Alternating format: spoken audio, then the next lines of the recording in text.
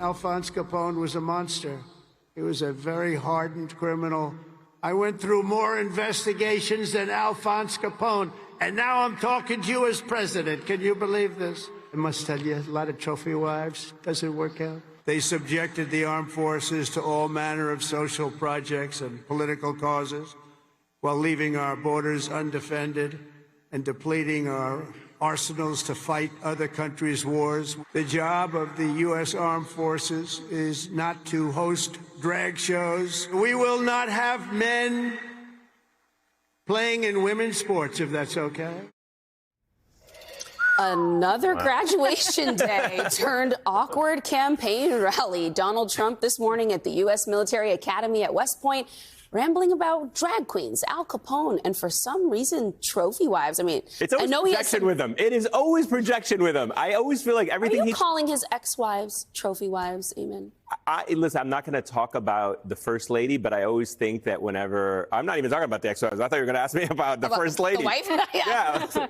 I do feel that a lot of the things that Donald Trump talks about, a lot of things that Republicans do are projection. So when they talk about, oh, I survived more investigations than Al Capone, it's probably because in his head he internalizes himself as a criminal. And so he thinks, like, I've survived as what Al Capone as a mob boss, and I've survived what Al Capone has survived. And again, like as you said, it's like, or alluded to, it's shameful that at a military institution, at a time when students are graduating, about to serve our country and go into the front lines, they want their spirits uplifted, they want a recommitted sense of purpose in what they're doing. The president standing with his promotional, political, Make America Great Again hat, talking about trophy wives and his personal investigations and pretending that he's some kind of martyr. Here I am standing in front of you, making it all about him, I think is so disrespectful and insulting. Well, to be fair, he also did talk about the military. And drag shows. And drag shows, but he talked about how these were the first graduates of the golden age of the military because they are liberated from DEI and diversity initiatives. But I do want to point out that when the Supreme Court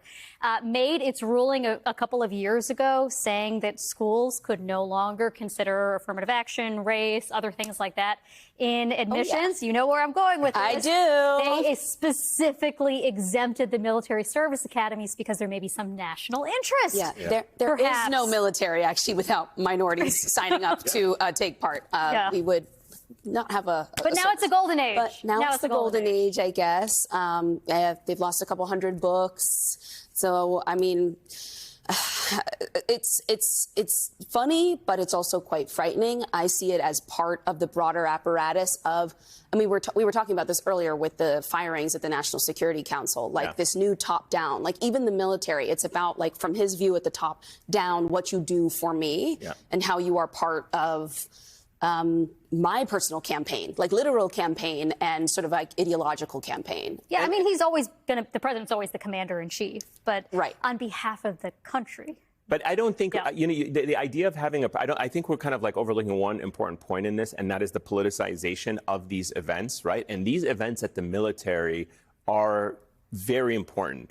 And when you have a president who comes in here and politicizes it with a campaign slogan and a red hat that has alienated and you know, upsets a lot of people because of what it conjures up, standing in front of people in the military and wearing it and making it about him, it no longer becomes an institution that is simply for all Americans to protect all of our values despite political disagreements. It's how do I make this institution synonymous with what I am about? And I'm sure there are people in that military who are standing there like, this is not what is supposed to be happening here. You don't hear rounds of applauses and many of the punchlines that he normally gives. You don't hear the same kind of laughter that you hear when he gives these speeches. Even at University of Alabama, he got a round of applause. You don't get that at the military because the military is supposed to be professional, is supposed to be independent from our politics, and he's doing everything, him and Pete Hegseth and everybody else, doing as much as they can to erode the independence of our military. And that is truly dangerous and upsetting.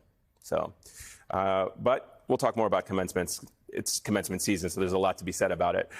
Kermit the Frog. Kermit the Frog, exactly. I would prefer him at my own commencement. I would take that one as well.